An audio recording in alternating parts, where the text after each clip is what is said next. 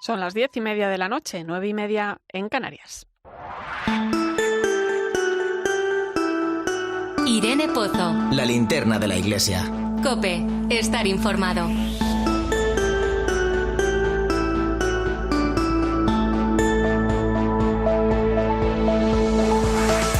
¿Qué tal? ¿Cómo estás? El otro día me miraba al espejo y observaba las pequeñas arrugas que ya van apareciendo en el rostro con el paso de los años. Y la verdad que me entró un poco la melancolía, me puse a ver fotos de esas de siempre, impresas en papel.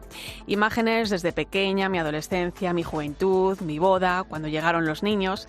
Y en todas ellas, en ese paso del tiempo, acompañando mis pasos, aparecía mi abuela Julia y mi abuelo Germán. Ellos han sido probablemente los mayores referentes de mi vida, los que me han acompañado en los buenos y en los malos momentos, los que me han hecho crecer en los valores en los que hoy intento educar a mis hijos, los que se han quitado su trozo de pan para hacerme el bocadillo del cole o, lo más importante, el regalo más grande que he podido recibir en mi vida, que es la fe. Quiero pensar que con el paso de los años, cuando lleguen mis nietos, yo sea capaz de dar lo mismo que he recibido, esa revolución de la ternura a la que el Papa Francisco invita a vivir a nuestros mayores. A mí se me hace muy difícil imaginar una sociedad sin ellos. Estaría tan vacía, tan falta de esperanza, sobre todo para las nuevas generaciones, porque ellos son la voz de la experiencia, tienen tanto que enseñarnos que duele ver esa indiferencia con la que muchas veces son tratados, la cultura del descarte a la que tanto se refiere el Papa. La verdad que da vértigo envejecer, pero en nosotros está el ver a los ancianos como ese tesoro de la humanidad. Como dice Francisco, los jóvenes han de dialogar con los ancianos y los ancianos con los jóvenes. Este puente es el que permitirá la transmisión de la sabiduría en la humanidad, porque los ancianos son como las raíces del árbol y los jóvenes como las flores y los frutos. Soy Irene Pozo, bienvenido a la Linterna de la Iglesia en este viernes 22 de julio. Escuchas la Linterna de la Iglesia. Con Irene Pozo. COPE. Estar informado. Ya sabes que puedes acompañarme con tus mensajes a través de las redes sociales. Estamos en Iglesia COPE, en Facebook y Twitter. Hoy con el hashtag Linterna Iglesia 22J.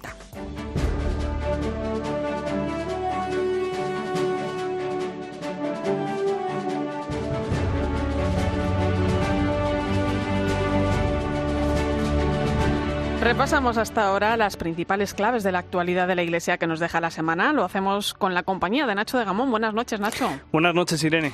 Muchas de nuestras diócesis se están volcando con los afectados por los incendios que están arrasando parte de nuestra geografía. Es el caso de Zamora, una de las más afectadas por el fuego. Sí, su obispo, Monseñor Fernando Valera, puso desde el primer momento a disposición de la Junta de Castilla y León varios espacios como el seminario, las residencias de Cáritas. La Santa Sede, a través de la Secretaría de Estado, pidió información a Monseñor Valera sobre los incendios y transmitió su solidaridad y afecto hacia todas las víctimas del fuego que está arrasando el territorio de la diócesis. Además, un grupo de sacerdotes del arciprestazgo de Sayago, en coordinación con Cruz Roja, puso en marcha una red de recogida de mantas y almohadas y un equipo de atención espiritual para escuchar a los afectados. Florentino Pérez Vaquero es uno de esos sacerdotes. En circunstancias tremendas como es este caso con todos estos incendios, hay mucha gente que necesita también pues el desahogarse, el poder dialogar con un sacerdote, el poder recibir un acompañamiento espiritual en estos momentos difíciles, y creo que también forma parte de la ayuda que podemos ofrecer a estas personas, que es necesaria juntamente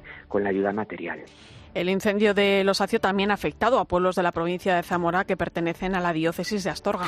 Y su obispo, Monseñor Jesús Fernández, se ha unido al dolor de familiares, compañeros y amigos de los fallecidos en el terrible incendio de Zamora y ha pedido al Señor de la vida y de la paz que les otorgue el descanso eterno. El clero asturicense, por su parte, también se ha volcado con los damnificados por las llamas. Carlos Hernández es el párroco de Tábara, una de las localidades más afectadas por el fuego. Las parroquias, ¿no?, de esta zona también buscan dar consuelo, esperanza, como podemos, ¿no?, entre todos, entre los párrocos y también los mismos feligreses, los fieles laicos, tratando de vivir este momento pues con esperanza.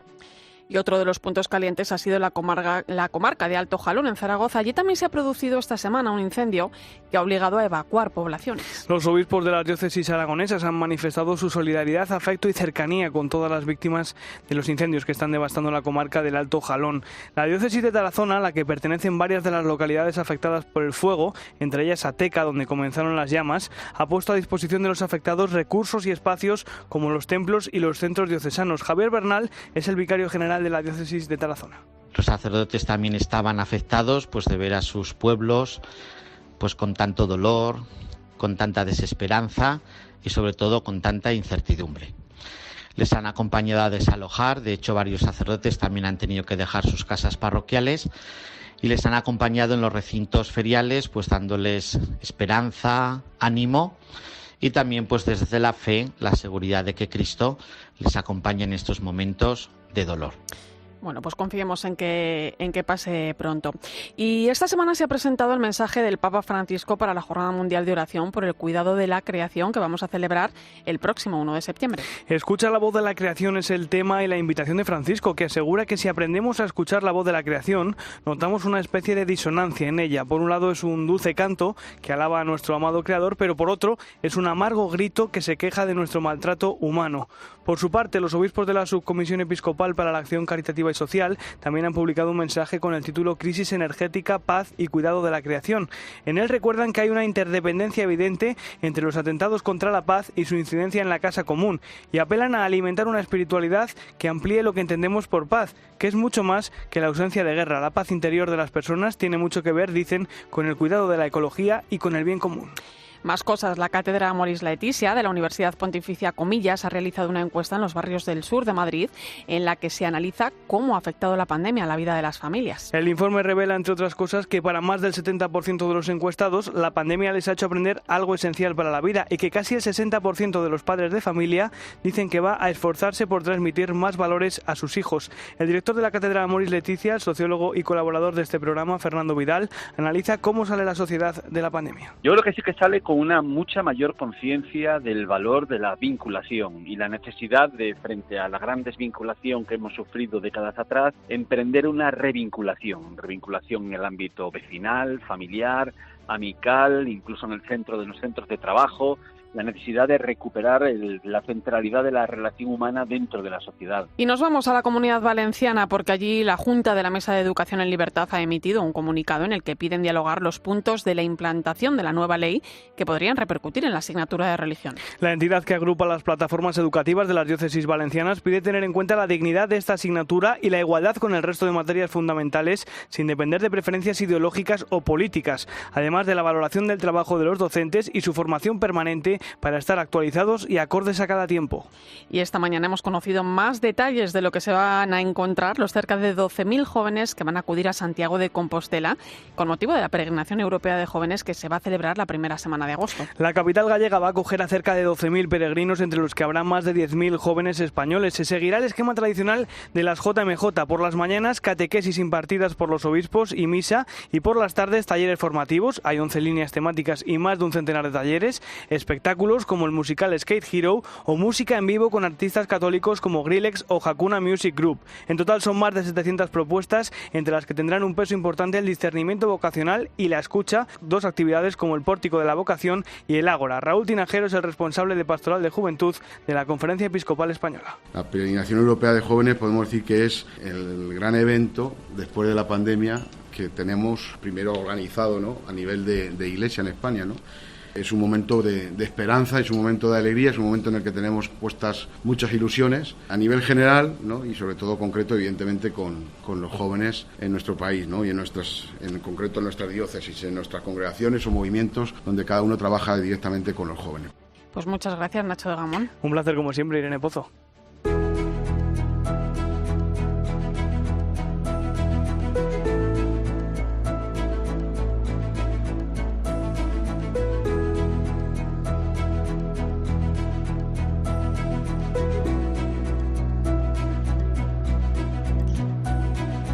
Nos quedamos en Santiago de Compostela porque en apenas unos días, el próximo lunes 25 de julio, vamos a celebrar la fiesta de Santiago Apóstol, patrón de España. Es un día grande en Galicia y la ciudad de Santiago de Compostela acoge a los miles de peregrinos llegados de todos los rincones del mundo. Estamos celebrando el Año Santo Compostelano prorrogado por el Papa Francisco durante el 2022 a causa de la pandemia, y en este punto pues vamos a saludar al arzobispo de Santiago de Compostela, Monseñor Julián Barrio. Buenas noches. Hola, muy buenas noches. El jubileo de la esperanza, porque bueno, este Año Santo se ha visto condicionado en cierto modo por la pandemia, aunque se ha recuperado el número de peregrinos, que incluso según las últimas cifras ya serían superiores al año 2019. ¿Cómo lo están viviendo? Pues la verdad es que con mucha gratitud al Señor y al apóstol, porque ciertamente nos está sorprendiendo la cantidad de peregrinos que están llegando a venerar la tumba del apóstol Santiago. No nos imaginábamos, después de lo que hemos vivido con la pandemia, pues no nos imaginábamos que pudieran ser tantas las personas que este año llegasen a Santiago. Hay que reconocer que el Papa Francisco tuvo una gran intuición al concedernos esta prolongación del Año Santo. Uh-huh. ¿Qué nos ha enseñado o qué nos está enseñando más bien este Año Santo tan peculiar? Pues mire, es una reflexión que lógicamente nos la permiten hacer sin duda el número de peregrinos que llegan. Para mí, efectivamente, se está demostrando que en medio de esta situación cultural, económica, sanitaria que estamos viviendo, pues los peregrinos quieren echar raíces en el suelo firme y estable de lo sagrado. Uh-huh. Esta es la impresión que yo percibo. Uh-huh. Los peregrinos jacobeos manifiestan que es necesario preservar la expresión pública del hecho religioso y valorar la religión como una aportación positiva para la cohesión social.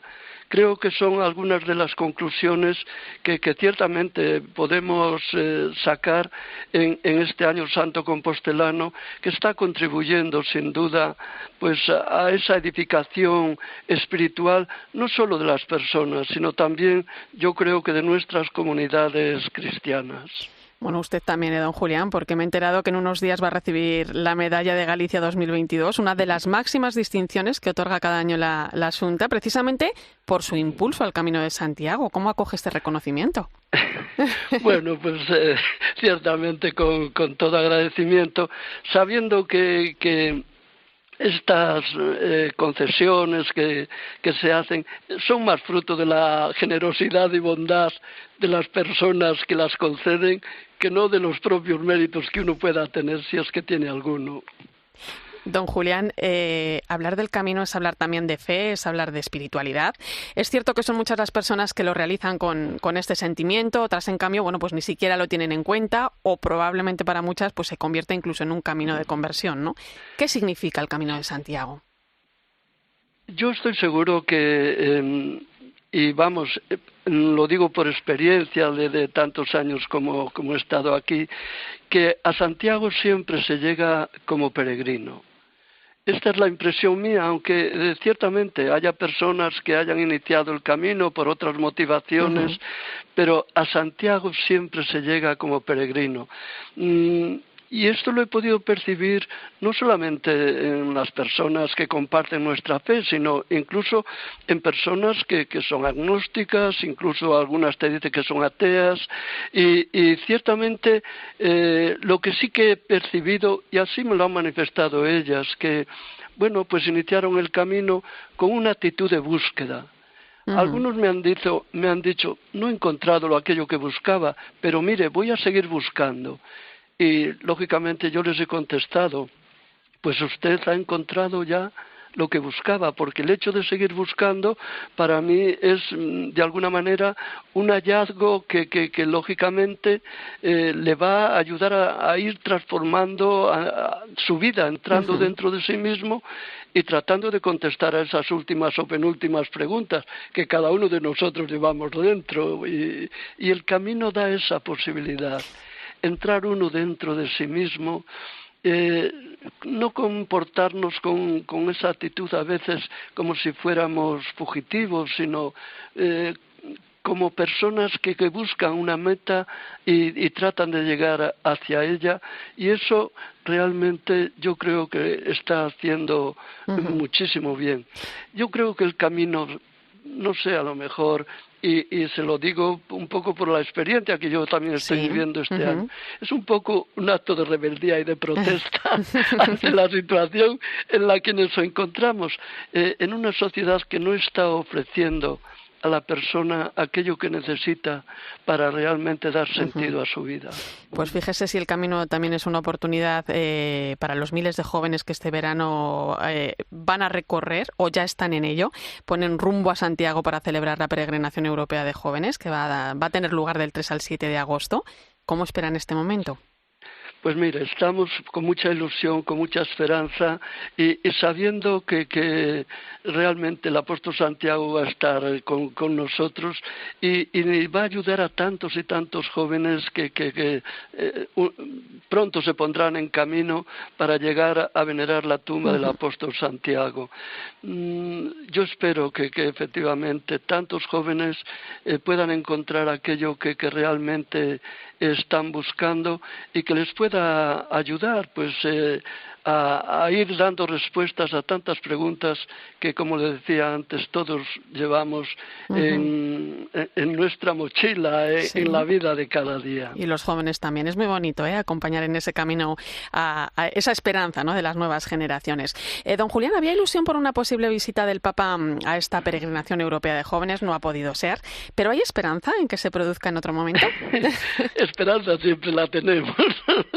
No, bueno, a mí el Santo Padre me había dicho que a este encuentro de jóvenes que no le iba a ser posible venir. O sea, eso sí, en Santiago le esperamos siempre, eso es verdad, sea cuando sea y cuando él lo considere oportuno. Y esperemos que efectivamente pues pueda realizar esta visita a la tumba del apóstol Santiago, que sin duda alguna yo creo que él sí que tiene interés de venir, sí. Antes de despedirle, pregunta obligada, ¿qué le pide al apóstol Santiago este año? Bueno, pues mire, yo creo que lo que le pido es que nos ayude a calzar las sandalias de la esperanza. Para poder recorrer pues el camino y la peregrinación que todos y cada uno de nosotros debemos de hacer. Calzar las sandalias de la esperanza, sin duda alguna, es pues tener capacidad para agradecer el pasado. Es mucho lo que tenemos que agradecer. Diría yo, a pesar de todo. Es afrontar la realidad de un presente que no es ni mejor ni peor, que es el que tenemos que asumir y que lógicamente tenemos que tratar de transformar sin hacer de nuestra vida un muro de lamentaciones. Y calzar las sandalias de la esperanza es mirar al futuro con confianza, porque el futuro está en manos de Dios y son buenas manos. Pues nos vamos a quedar con ese mensaje y, por cierto, la Santa Misa, la ofrenda nacional, en el Día del Apóstol Santiago, el próximo lunes 25 de julio, podrá seguirse en 13 a partir de las 12:30 del mediodía. Monseñor Julián Barrio, arzobispo de Santiago de Compostela, ha sido un placer. Muchas gracias y feliz Día de Santiago. Muchas gracias. Gracias a ustedes y un saludo muy afectuoso a todos los radio oyentes. Escuchas la linterna de la Iglesia. Con Irene Pozo. COPE, estar informado.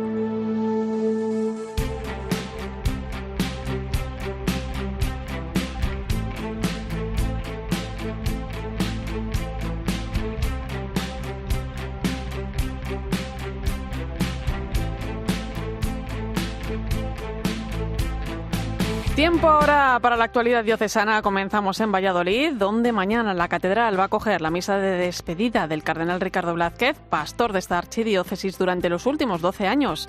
COPE Valladolid, Laura Ríos. Después de 12 años toca despedir la etapa episcopal en Valladolid. Don Ricardo Blázquez deja una huella imborrable por su cercanía, humildad y serenidad. Monseñor Blázquez llegó a la diócesis en el año 2010 sin hacer ruido. Inició un episcopado apacible y lo concluye sin alardes.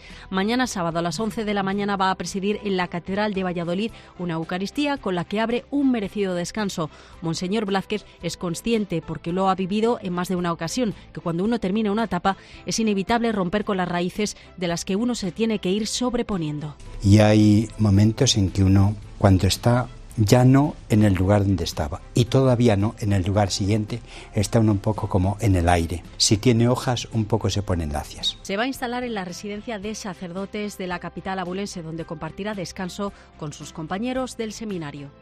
Y el pasado sábado el Papa nombró al obispo de Ávila, Monseñor José María Gil Tamayo, arzobispo coadjutor de Granada. Monseñor Gil Tamayo, de 65 años, llevaba desde 2018 al frente de la diócesis abulense. Se traslada el próximo mes de octubre a Granada, donde tiene derecho a suceder al actual arzobispo, Monseñor Javier Martínez, cuando el Papa acepte su renuncia. Además, la diócesis de Plasencia también tiene nuevo obispo, es el sacerdote Ernesto Brotons, tiene 54 años, natural de Zaragoza y doctor en teología, y hasta ahora era el director del CRETA, el Centro Regional de Estudios Teológicos de Aragón. Tomará posesión de la diócesis extremeña el próximo 15 de octubre.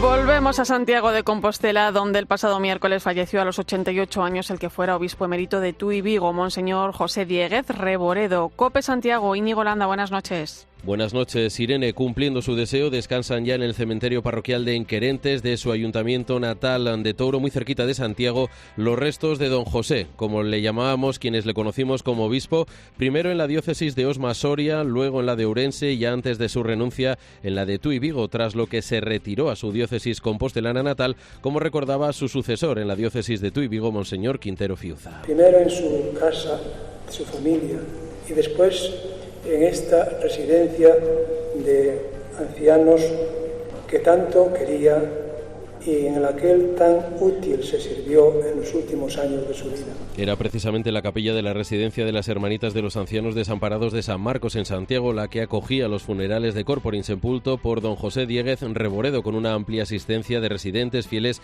y sacerdotes de las diócesis de Santiago y de Tui Vigo. Precisamente este próximo miércoles a las 5 de la tarde la Catedral de Tui acogerá el funeral solemne por don José Dieguez Reboredo, mientras que en la Concatedral de Vigo se celebrarán al día siguiente, el jueves 28, a las 6 de la tarde. Y desde el pasado jueves Acción Católica General se encuentra celebrando su asamblea y el encuentro de laicos de parroquia en Barcelona. Es una cita que ha reunido a más de 1.000 personas para profundizar en la llamada de toda la Iglesia a ponerse en clave misionera y en repensar las estructuras, estilos y métodos evangelizadores. Angelines Morales es la responsable del sector adultos de la Comisión Permanente de Acción Católica General. Muy ilusionados, muy animados, concienciados con la tarea que tenemos entre manos, que queremos que sea una herramienta que despierte el ardor misionero en todos los laicos de parroquias que van a participar de este encuentro. Pues teniendo en cuenta que en este encuentro participan niños, jóvenes y adultos, pues hay actividades formativas dirigidas al lema de este encuentro, ¿no? Que es anunciar a Jesucristo con obras y palabras. Vamos a contar con un espacio para abordar el tema del diálogo intergeneracional, ¿no? Que nos invita el Papa.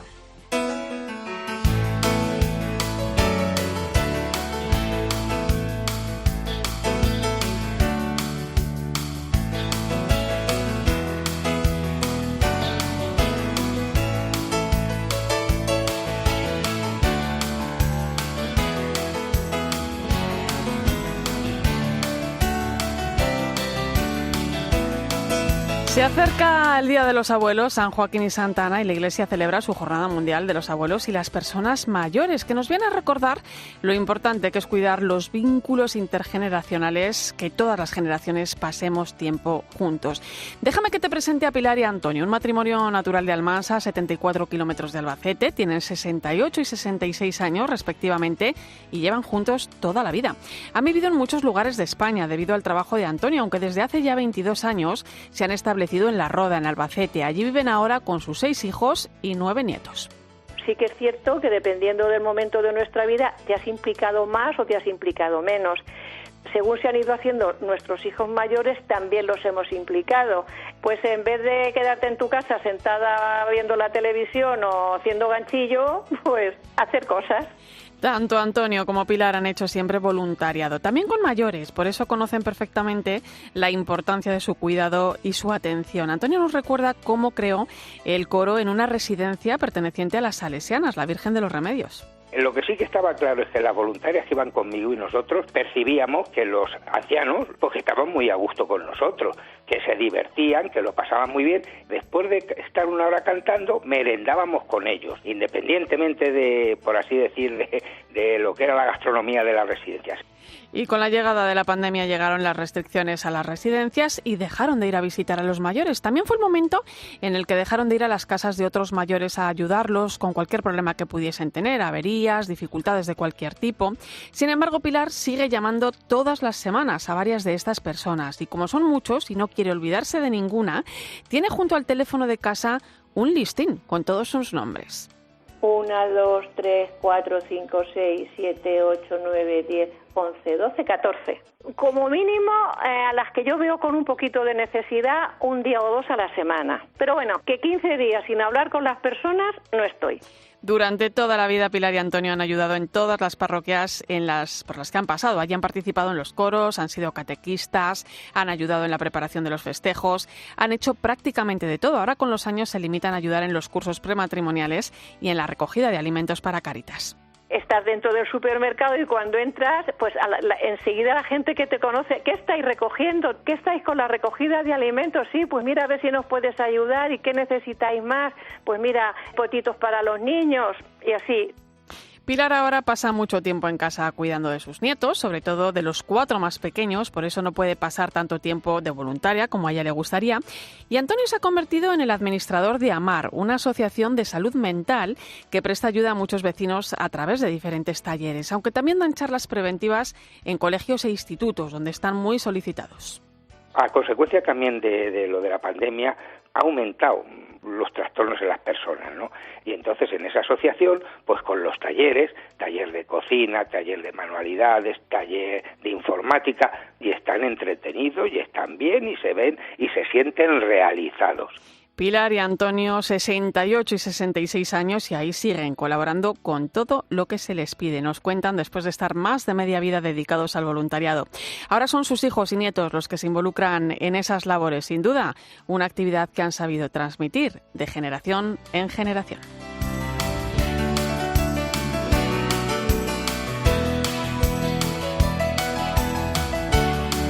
Enseguida vamos a hablar del viaje que el Papa Francisco inicia el próximo domingo a Canadá, una visita muy esperada que trata de sumar al proceso de reconciliación que la Iglesia está llevando a cabo con las comunidades indígenas de este país. Será a partir de las 11, las 10 en Canarias. Antes recuerda que estamos en Iglesia COPE en Facebook y Twitter, hoy con el hashtag Linterna Iglesia 22J.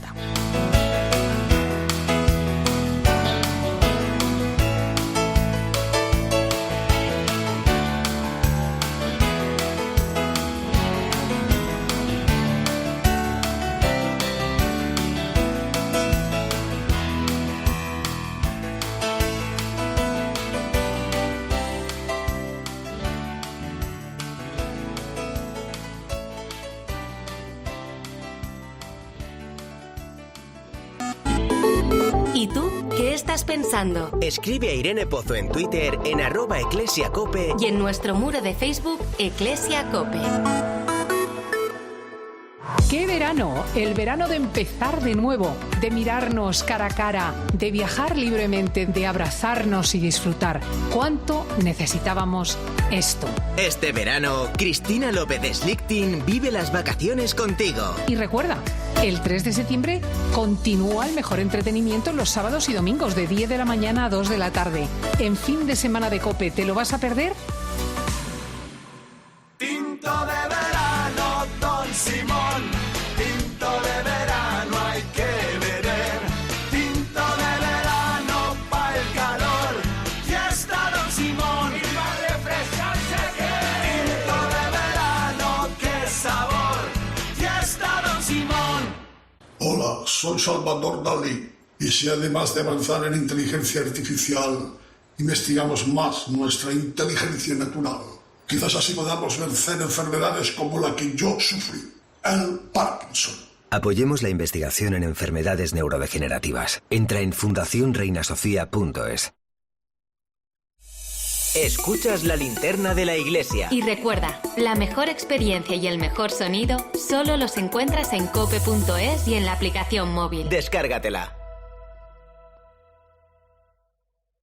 Llegar puntual a cualquier sitio es fácil. Pagar menos por el seguro de tu moto Es muy fácil. Vente a la Mutua con tu seguro de moto y te bajamos su precio sea cual sea. Llama al 91 555 5555. 91 555 5555. Mutueros, bienvenidos. Esto es muy fácil. Esto es la Mutua. Condiciones en Mutua.es. Chinchín de Aflelu, tu segundo y tercer par de gafas por €1 más. Para Nora, que olvida sus gafas a todas horas. Ernesto, que necesita otras de repuesto. Y Ada, que sin sus gafas progresivas no ve nada. Solo en Aflelu hasta el 31 de julio. Ver condiciones en óptica.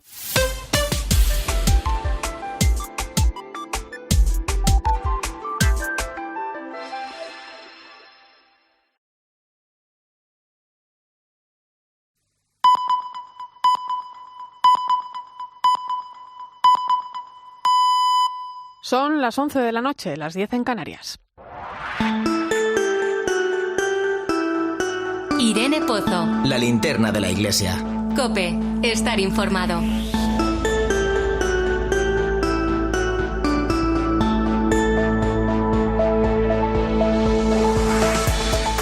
Como cada viernes hasta ahora ponemos rumbo al Vaticano. Allí se encuentra nuestra compañera Eva Fernández. Buenas noches. Muy buenas noches, Irene.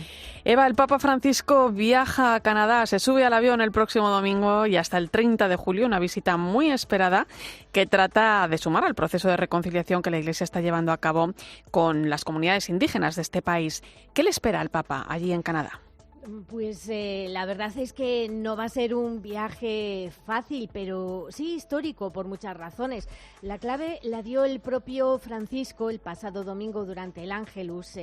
Decía que iba a ser un viaje penitencial al encuentro de una gran comunidad católica indígena que arrastra una herida dolorosa originada por esa política de asimilación llevada a cabo por el gobierno de Canadá para apartar de sus raíces a las poblaciones indígenas originarias, ¿no? Y que se realizó en las llamadas escuelas residenciales, que eran internados, ¿no? En una gran parte confiados a la Iglesia católica y también a otras confesiones religiosas. ¿Qué ocurría? Pues que lamentablemente tenían una tasa de mortalidad muy elevada porque las condiciones de vida eran muy precarias y fallecieron por epidemias muchos de los pequeños, ¿no?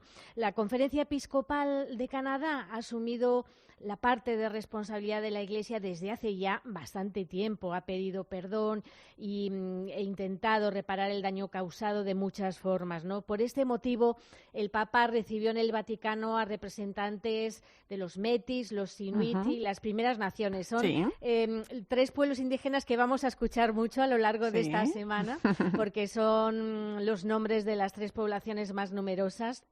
El Papa les prometió que viajaría a Canadá para que le escuchara al mayor número posible de todas sus comunidades y por eso va a recorrer el país casi de extremo a extremo y se va a acercar a tan solo 300 kilómetros del Círculo Polar. Va a ser el pontífice que hasta el momento más rebase, no la va a rebasar, pero va a estar tan cerca, ¿no?, del Círculo Polar. Vamos a tener además, Irene, la suerte de escuchar al Papa en español. O sea, esta es la suerte de que sea su lengua y para ellos va a ser muy especial que el Papa celebre allí la fiesta de San Joaquín y de Santa Ana, participando en una peregrinación que es multitudinaria en un lago, el lago de Santa Ana. Allí todo es Santa Ana. O sea, Santa Ana es increíble la devoción que tienen a la Madre de la Virgen. Y el Papa también acudirá al santuario de Beaupré, que por supuesto también está dedicado a Santa Ana y es el santuario al que acuden más fieles de toda América del Norte, ¿no? Se espera, por lo tanto, al Papa con mucha ilusión. Seguro que el viaje nos va a dejar imágenes impactantes. Es un pueblo muy espiritual y por eso está deseando escuchar al Papa. Y sin duda Francisco, como ya hizo Benedicto XVI, les va a transmitir el dolor de la Iglesia por lo sucedido y, por supuesto, les va a llenar de esperanza. Eva, nuevo paso adelante en materia de transparencia vaticana. A partir del 1 de septiembre se pone en marcha una nueva política de inversiones financieras, bueno, pues en línea con la doctrina social, ¿no? ¿De qué se trata? Sí, se trata, entre otras cosas, de evitar que no se vuelvan a realizar inversiones fraudulentas como la famosa compra del edificio en Londres, que creo que es lo que todos tenemos en la cabeza. Diciéndolo en un lenguaje un poco así, pues evitar que haya patinazos, ¿no? Y que se equivoquen, ¿no?, a la hora de invertir, ¿no? Por ejemplo, el organismo equivalente a la Banca Central del Vaticano, que tiene un nombre muy pomposo, que se llama la Administración del Patrimonio de la Sede Apostólica, lo que va a hacer a partir de ahora es centralizar las inversiones de todos los departamentos de la Santa Sede para que ninguno pueda decidir por su cuenta. Esto es muy importante. Y otro punto es que la decisión sobre dónde invertir o no la va a tomar un comité de 5 personas y además con experiencia en macroeconomía, en finanzas, incluso estas 5 personas van a ser de distintos países para que no haya,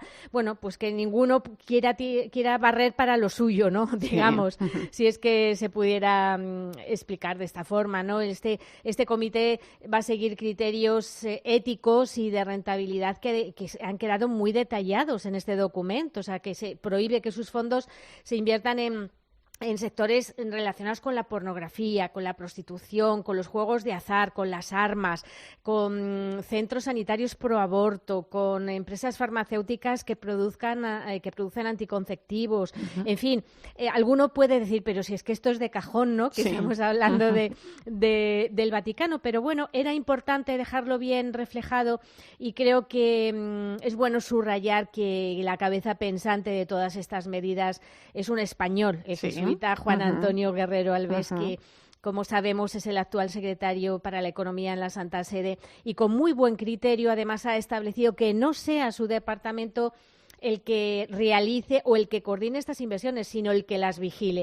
O sea, que creo que ya Benedicto XVI intentó dar este paso en la transparencia en las cuentas vaticanas. El Papa Francisco lleva todo su pontificado en ello y creo que en estos momentos se puede decir que más o menos, al menos, están puestas las bases para que todas las inversiones sean éticas y según la doctrina social de la Iglesia. Pues muchas gracias, Eva. Hasta la semana que viene, que nos hablamos ya desde tierras canadienses. Desde desde muy cerquita del Círculo Polar. O sea, que os daré envidia porque estaré muy abrigada y vosotros pasando hace calor. Un poquito de calor, sí. Buen viaje, compañera. Muchísimas gracias. Lo contaremos todo, ¿verdad? Aquí en COPE y en 13. Un abrazo. Gracias.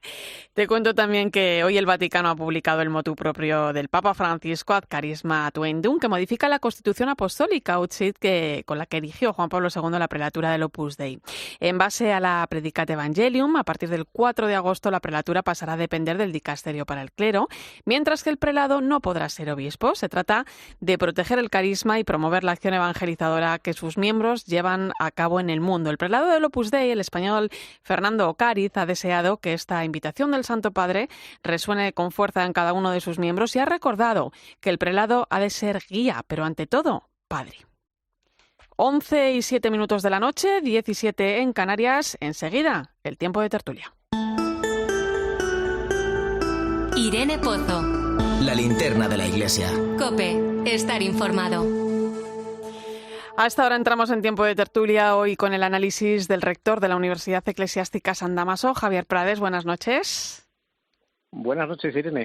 Y la directora del Máster Universitario de Doctrina Social de la Iglesia, Universidad Pontificia de Salamanca, Teresa Conte, bienvenida. Muchas gracias, Irene.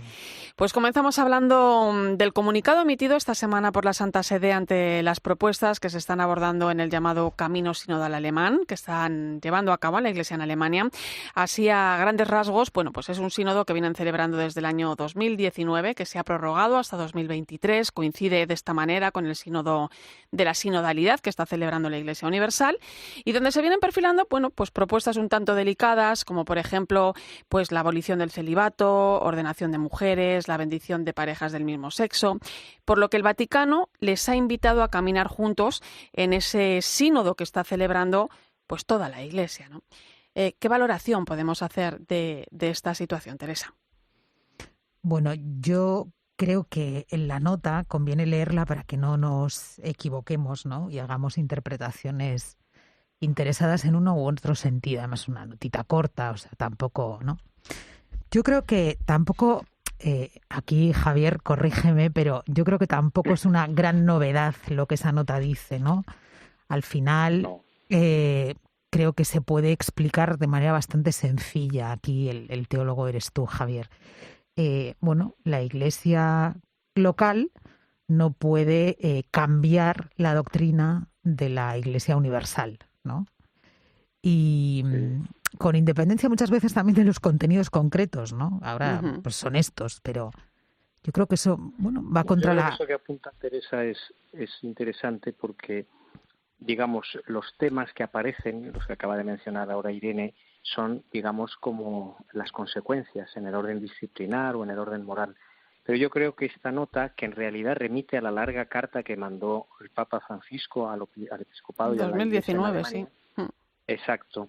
Yo creo que ahí es muy interesante notar que el breve comunicado que estamos comentando hoy menciona dos valores que quiere proteger el Papa. El primero, la libertad del pueblo de Dios, la libertad de todos los católicos, porque a veces hay minorías, élites intelectuales o pastoralmente dominantes que acaban por hegemonizar la expresión de la fe, y esto no es así. O sea, es el pueblo de Dios entero, son todos los católicos, los más sencillos, los que no son tan cultos o los que no están tan metidos en las estructuras y en las burocracias eclesiásticas, los que hay que tutelar y proteger. Y segundo, dice el Papa, la originalidad del ministerio episcopal, que es algo esencial para la permanencia de la revelación en la historia, como la ha dejado nuestro Señor, que confía a los apóstoles, Jesús confía a los apóstoles la misión de enseñar con autoridad.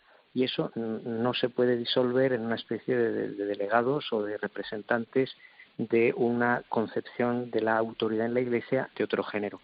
Yo creo que esas dos cosas no aparecen en el primer plano del debate, que se va a centrar en esos otros problemas que hemos mencionado, pero de fondo, verdaderamente de fondo, están estas dos cuestiones que el Papa ya había advertido y había señalado, como lo había hecho Benedicto, que había ido a Alemania, como es obvio, por razones claras anteriormente, y yo creo que es eso lo que está en juego, es una cuestión mucho más eclesiológica y relativa a la vida de la Iglesia y al juego de la autoridad, o lo que decía ahora Teresa también, la articulación entre las iglesias locales y la Iglesia universal y el primado que ejerce el Papa para la comunión de todas las iglesias.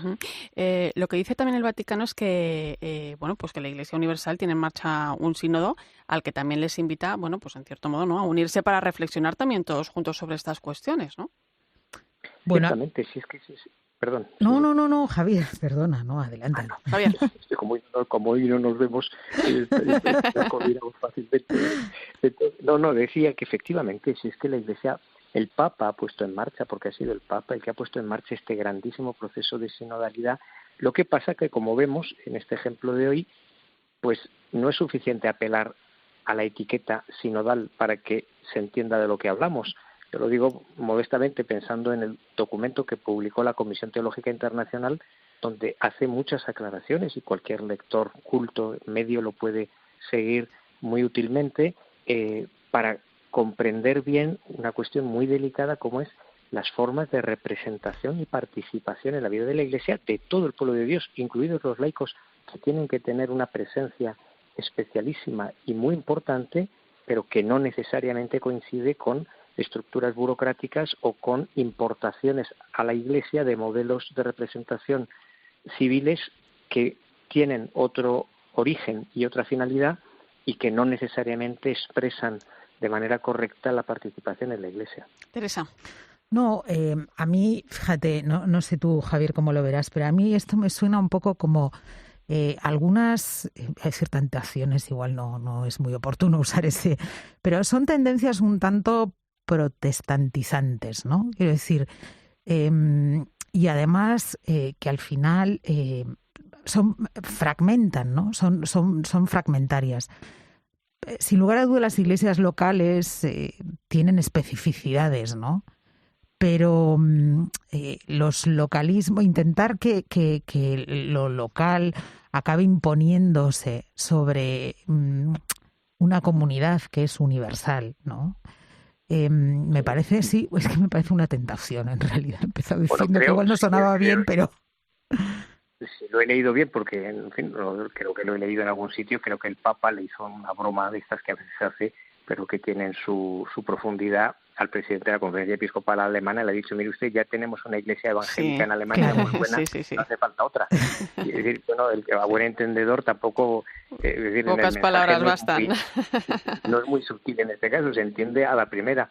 Es decir, que esa experiencia está ahí y con todo el respeto debido, no es el camino que nos conviene. Hay una cuestión radical, a mi juicio, yo lo digo con prudencia y con respeto, pero... Ahora ya hace años que no he podido ir a Alemania, pero he estado muchos años yendo con frecuencia a Alemania y para mí, honestamente lo digo, en el trasfondo de los dos problemas que he dicho al principio, la libertad del pueblo de Dios y el ejercicio del ministerio, en la Iglesia alemana ahora mismo hay una cuestión relativa a la experiencia cristiana como tal, a la fe cristiana sencilla, o sea, al camino de la fe como lo que juzga y valora todo en comunión con la totalidad de la Iglesia. Iglesias locales, sin duda alguna, en comunión con la Iglesia universal y con la autoridad del Papa, que es quien puede ayudarnos en los momentos de discernimiento a encontrar el camino, porque eso es parte del método que el Señor nos ha confiado para que no se disuelva el Evangelio en opiniones, en ocurrencias o en tendencias de cada época, que cada época las tiene. Y pone el acento en lo que a cada época le parece que es muy importante. Algo de eso indudablemente nos interpela, ¿no? El intento que ha habido de elevar los signos de los tiempos al lugar teológico en ese debate del sínodo alemán, pero con un discernimiento crítico que se hace desde dentro del don del Espíritu, al que el Papa remite 200 veces, que pasa también a través de la estructura jurídico-sacramental de la Iglesia. Bueno, pues desde luego es un tema interesante y es un tema a seguir de cerca porque ese sínodo, ese camino sinodal, el llamado camino sinodal alemán, se ha aplazado, ¿no? hasta finales, no, hasta la primavera de 2023 creo que es. El sínodo de la sinodalidad finaliza también en 2023, más adelante, creo que en diciembre, si no me equivoco, con lo cual pues van a confluir esas dos vías y habrá que ver cómo avanza todo esto. No sé si vosotros veis de alguna manera por dónde puede ir el camino.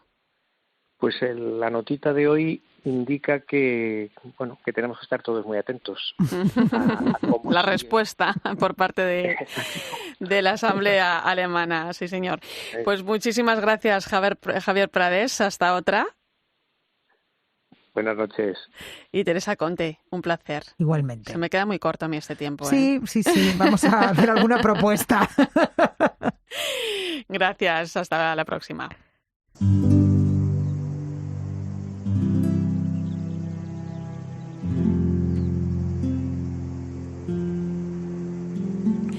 Cuando estamos celebrando el 500 aniversario de la conversión de San Ignacio, llega hoy precisamente a nuestros cines el documental El Camino Ignaciano. Se trata de una ruta de 650 kilómetros entre Loyola y Manresa, que fue la que recorrió el santo en 1522 durante su conversión, y en esta película lo recorren un grupo de 5 peregrinos, entre los que se encuentra Marta. Yo diría que el atractivo es que el protagonista es el mismo camino. Cada vez te encuentras con cosas diferentes, ¿no? El atractivo es descubrir cada camino nuevo, aunque lo repitas varias veces. Nunca hay etapas iguales y lo haces desde un impronto diferente. Otra de las personas que forma parte de ese grupo de peregrinos es el guía y director de la Oficina del Peregrino, José Luis Iriberri. Este documental es ponerse en el camino y entonces ir descubriendo. Evidentemente no puede entrar todo lo que es el camino, es 1 hora y media. En 1 hora y media no puedes meter 700 kilómetros. Pues esta noche nos visitan en la linterna de la iglesia su director Jordi Ruller y la productora, montadora y coguianista de esta maravilla, Andrea Buzons. Buenas noches. Buenas noches. Muy buenas noches. ¿De dónde viene, Jordi, ese interés, de dónde nace ese interés por el camino ignaciano y por la figura de San Ignacio? Porque tengo entendido que has realizado 2 veces el camino. Bueno, sale el interés por el conocimiento y la amistad por José Luis Iriberri, que es el padre jesuita que en el fondo está descubriendo, señalizando y conceptualizando el camino ignaciano. Y que es un documental que básicamente hay un protagonista clarísimo, que es el propio camino, pero que lo recorren 5 peregrinos y los acompañamos durante todo ese... ¿Los peregrinos ya habían realizado ese camino o era la Pues primera sí, vez que se embarcaban en esta aventura? Algunos lo había hecho entero, otros tramos, ¿no?, que habían ayudado José Luis con las señalizaciones, etcétera, pero sí que era importante que todos los que participaban en la película tenían que saber de qué se trataba, ¿no? Sí. Es decir, que en ese sentido, pues sí que el espectador tiene conciencia que el peregrino lo hace quizás por primera vez, pero era gente con experiencia. ¿Qué dificultades os habéis encontrado, Andrea? Bueno, yo diría que la principal dificultad que nos hemos encontrado ha sido que hemos estado en un rodaje en época de pandemia, lo que ha significado que todo lo que es pasar de una comunidad autónoma a otra, por ejemplo, o respetar el toque de queda, llevar las mascarillas. No queríamos, obviamente, que aparecieran las mascarillas en el documental o que salieran lo mínimo posible, sin poner en peligro a nadie del equipo, ¿no? Así que eso fue el primer reto, diría yo. Y luego ya otros retos. Estamos hablando de un camino que tiene más de 650 kilómetros. Entonces, resumir 650 kilómetros con sus 71 poblaciones o más en una hora, en un documental de 1 hora y media, era otro reto que teníamos que... Para que nuestros oyentes se hagan una idea, esos 650 kilómetros, ¿cuántas etapas o cuántos días, ¿no?, supone para realizar este camino? Es un mes, en teoría. La guía oficial te ofrece 30 días, ¿no?, aproximadamente. Salimos de Azpeitia, en Guipúzcoa, en el País Vasco. Vamos a Navarra, Rioja, Aragón y Cataluña. 30 días a pie, pues lo puede hacer uno, quien tenga el tiempo, y 2, quien tenga las piernas, ¿no? Porque, bueno, pero cada uno puede hacer el camino como pero quiera. Bueno, luego hay etapas, ¿no? Sí. Luego, por que ejemplo, es lo recomendable. Claro, o sea, que es como el Camino de Santiago cuando se hace, ¿no? Que hay etapas. Que, por cierto, también os quería hablar un poco de eso. ¿Qué infraestructura, ¿no?, existe, ¿no?, para realizar este camino ignaciano? Porque, bueno, pues uno va, por ejemplo, a hacer el Camino de Santiago y sabe que hay albergues, sabe que hay... los peregrinos saben dónde pueden comer, dónde pueden dormir, dónde pueden asearse. En el Camino ignaciano, estas necesidades, ¿cómo están cubiertas?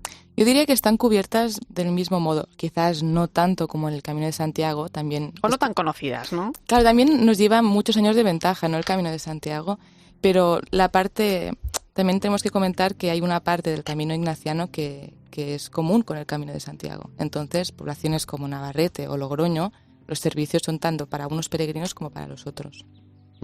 Y es bonito en esos tramos porque hay la flecha amarilla y la flecha naranja. La flecha naranja. La del camino. La del camino.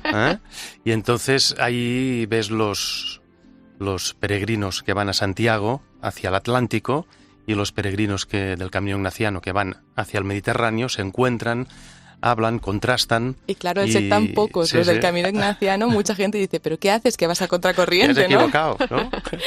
Y entonces sí que hay poblaciones que cada vez...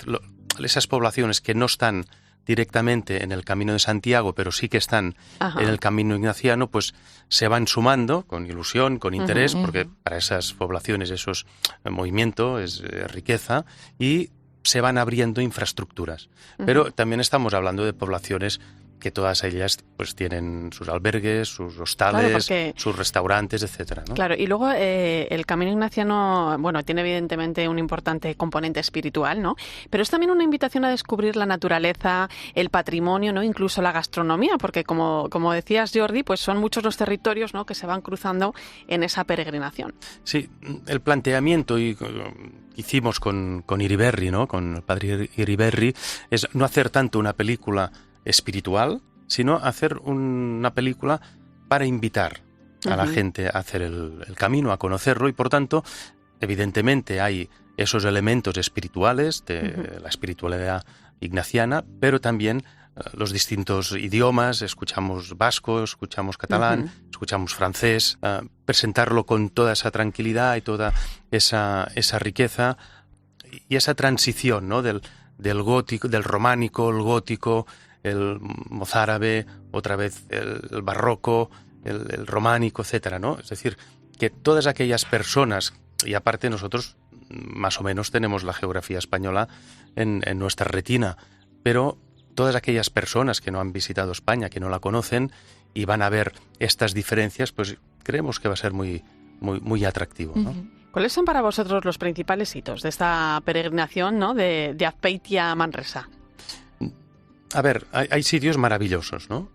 Yo, en concreto, dentro de la película, ¿no?, hay 3 puntos para mí fuertes, y ahí pues Andrea tiene mucho que ver, que como montadora también, pues el momento de Aránzazu, cuando vemos a la patrona de Guipúzcoa, el momento de los monegros, porque también es un tránsito de reflexión, con mucho calor, seco, y la llegada a Montserrat.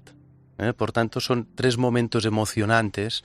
Acuerdo, sí. ¿Y desde el montaje cómo se han vivido esos momentos, Andrea? Bueno, claro, era un gran reto, lo que decía antes, ¿no?, resumir tantos kilómetros, tantos días de rodaje en 1 hora y media.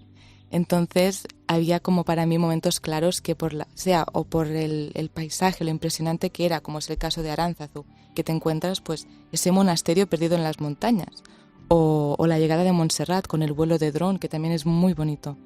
Entonces, en el montaje, pues más o menos tenía clara, como yo estuve presente también organizando el rodaje, una vez estás rodando ya vas viendo qué puntos pueden ser más interesantes visualmente. Y allí Darío, que es nuestro músico, pues ha hecho un trabajo fantástico, dejándote llevar por esa emoción, ¿no? Por cierto, a las puertas de clausurar el próximo día 31 San Ignacio, ese año ignaciano que estamos viviendo en los 500 años de su conversión, pues es un buen momento, ¿no?, para plantearse pues hacer esta peregrinación. Yo ahí lo dejo.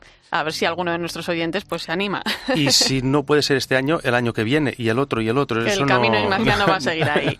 Gracias, Jordi Ruller, gracias, Andrea Butons, director y productora y co-guionista y montadora también del documental El Camino Ignaciano. Muchas gracias a vosotros. Muchísimas gracias.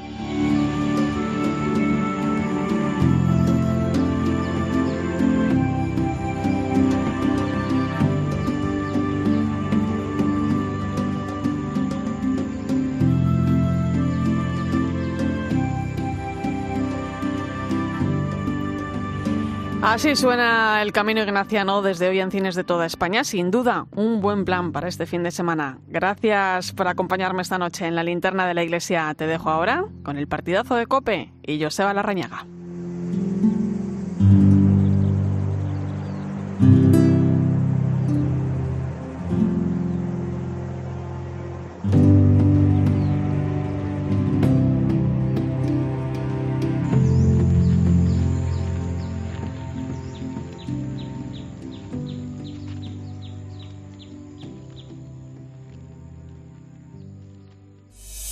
Escuchas COPE. Y recuerda, la mejor experiencia y el mejor sonido solo los encuentras en cope.es y en la aplicación móvil. Descárgatela.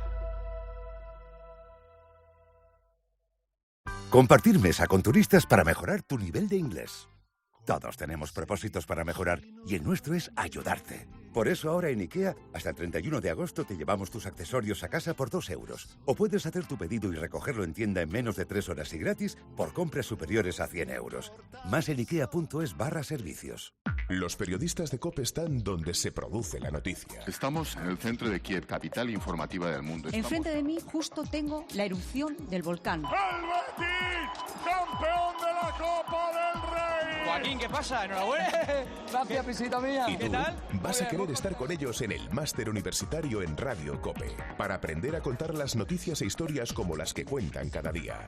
Máster Universitario en Radio COPE, organizado por la Fundación COPE y por la Universidad San Pablo CEU, con 1 año de prácticas remuneradas. Infórmate en fundacioncope.com o por teléfono o WhatsApp en el 670 98 0805. Para que tu verano sea inolvidable, protege tu casa estas vacaciones con esta oferta irrepetible, porque ahora puedes contratar la alarma de Movistar Prosegur, que además incluye la tecnología Pet Ready compatible con mascotas, desde solo 4,90 euros al mes durante 6 meses hasta el 31 de julio. Infórmate en tiendas Movistar o en el 900-200-730. El principal riesgo del colesterol elevado son las enfermedades cardiovasculares. Ponte en guardia con una dieta saludable, ejercicio físico y Nivecol Forte, con coenzima Q10, levadura de arroz rojo y fitoesteroles vegetales concentrados que con una ingesta diaria de 800 miligramos contribuyen a mantener niveles normales de colesterol sanguíneo. Divecol Forte, de Laboratorios Mundo Natural. Consulta a tu farmacéutico dietista y en parafarmaciamundonatural.es. ¿Sabías que en verano disfrutamos de hasta 15 horas de luz? Eso es Harvest Fresh. Harvest Fresh. Sí, la nueva tecnología de los frigoríficos Beko que imita la luz solar durante 24 horas para conservar vitaminas y nutrientes por más tiempo y con la mayor eficiencia energética. Como el frigorífico Combi Beko Neofrost Dual Cooling por 679 euros. Con las ventajas de los tecnoprecios. En tienda web y app del Corte Inglés. Qué importantes son los bosques en nuestras vidas. ¿Cómo podemos garantizar que seguirán ayudando al planeta en el futuro? Es importante proteger nuestros bosques porque son necesarios en nuestra vida. Por eso, desde Fundación Repsol impulsamos proyectos como Motor Verde, que se dedica a reforestar bosques en España como medida para absorber CO2. Descubre este y otros proyectos en fundacionrepsol.com. Repsol, inventemos el futuro.